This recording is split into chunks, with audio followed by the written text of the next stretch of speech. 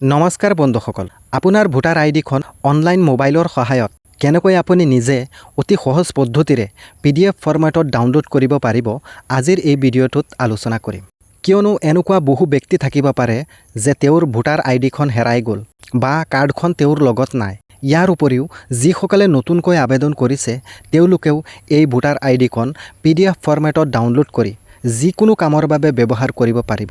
তো বন্ধুসকল, voter আইডিখন download কৰিবলৈ হ'লে আপোনাৰ মোবাইল বা কম্পিউটাৰত যিকোনো এটা ব্ৰাউজাৰ ওপেন কৰিব আৰু সাৰ্চ বাৰত লিখিব NVSP আৰু সাৰ্চত ক্লিক কৰিব। সাৰ্চত ক্লিক কৰাৰ লগে লগে এনেকুৱা এটা ইণ্টাৰফেচ খোল খাব। ইয়াত আপুনি প্ৰথম যিটো লিংক দেখিবলৈ পাব voters.eci.gov.in ইয়াত ক্লিক কৰিব।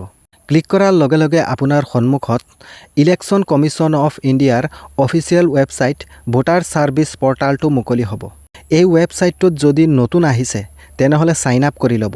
ছাইন আপ কৰিবলৈ হ'লে ইয়াত আপোনাৰ মোবাইল নম্বৰটো দিব আৰু ইমেইল ID দিবও পাৰে বা নিদিলেও কোনো অসুবিধা নহয়। ইয়াৰ পাছত তলৰ কেপচাটো শুদ্ধকৈ ফিল কৰিব আৰু একেবাৰে তলত কণ্টিনিউ অপশ্যনত ক্লিক কৰিব। ইয়াৰ পাছত আপোনাৰ মোবাইলত এটা OTP আহিব আৰু OTPটো ফিল কৰি ছাইন আপ কৰি ল'ব। যিহেতু মোৰ ছাইন আপ কৰা আছে সেইবাবে লগইন অপশ্যনত ক্লিক কৰি মোবাইল নম্বৰ বা ইপিক নম্বৰ দিয়াৰ পাছত তলৰ কেপচাটো শুদ্ধকৈ বহুৱাই দিব আৰু তলৰ ৰিকুৱেষ্ট OTPত ক্লিক কৰাৰ লগে লগে আপোনাৰ ৰেজিষ্ট্ৰেশ্যন মোবাইল নম্বৰত এটা OTP আহিব আৰু এই OTPটো বহুৱাই দিয়াৰ পাছত ভেৰিফাই এণ্ড লগইনত ক্লিক কৰিব। ক্লিক কৰাৰ লগে লগে আপুনি ৱেবছাইটটোত লগইন হৈ যাব। এই ৱেবছাইটটোত আপুনি ভোটাৰ্ছ সম্বন্ধীয় বিভিন্ন কাম যেনে নিউ ভোটাৰ ৰেজিষ্ট্ৰেশ্যন NRI, ডিলেটেশ্যন বা নামকৰ্তন, কৰেকশ্যন অফ এণ্ট্ৰিজ, আপোনাৰ যিকোনো ধৰণৰ শুধৰণি, registration complaint, track application status এনেধৰণৰ বহুতো কাম কৰিব পাৰিব।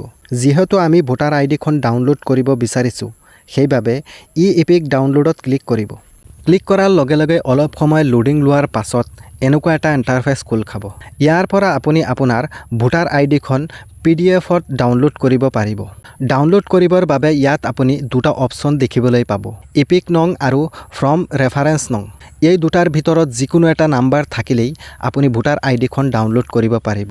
ডাউনলোড কৰিবৰ বাবে আপোনাৰ ভোটাৰ আইডিৰ ইপিক নম্বৰটো দিব লাগিব আৰু যদি আপুনি নতুন ভোটাৰ হয় তেনেহ'লে আবেদন কৰাৰ সময়ত এটা ৰেফাৰেন্স নাম্বাৰ দিয়া হৈছিল সেই নাম্বাৰটো দিব আৰু ইয়াৰ তলত আপোনাৰ ষ্টেটটো চিলেক্ট কৰিব আৰু তলৰ সাৰ্চ অপশ্যনত ক্লিক কৰিব। ক্লিক কৰাৰ লগে লগে আপোনাৰ ভোটাৰ আইডি সম্বন্ধীয় সকলো তথ্য তলত দেখিবলৈ পাব, যেনে ইপিক নং, name, relative name, state, AC, mobile number আৰু ইমেইল ID।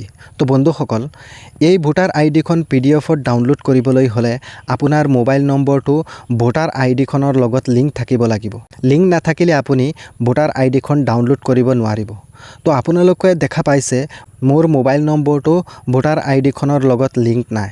আৰু যদি আপোনাৰো এনেধৰণৰ লিংক নাথাকে তেনেহ'লে আপুনি এই ৱেবছাইটটোত ফৰ্ম 8ত গৈ মোবাইল নম্বৰটো লিংক কৰিব পাৰিব আৰু মোবাইল নম্বৰটো লিংক হোৱাৰ পাছত OTPৰ জৰিয়তে আপুনি অনলাইনত আপোনাৰ ভোটাৰ কাৰ্ডখন ডাউনলোড কৰিব পাৰিব। তো বন্ধুসকল, ভিডিঅ'টো ভাল লাগিলে লাইক, শ্বেয়াৰ, কমেণ্ট আৰু চেনেলটো ছাবস্ক্ৰাইব কৰিবলৈ নাপাহৰিব।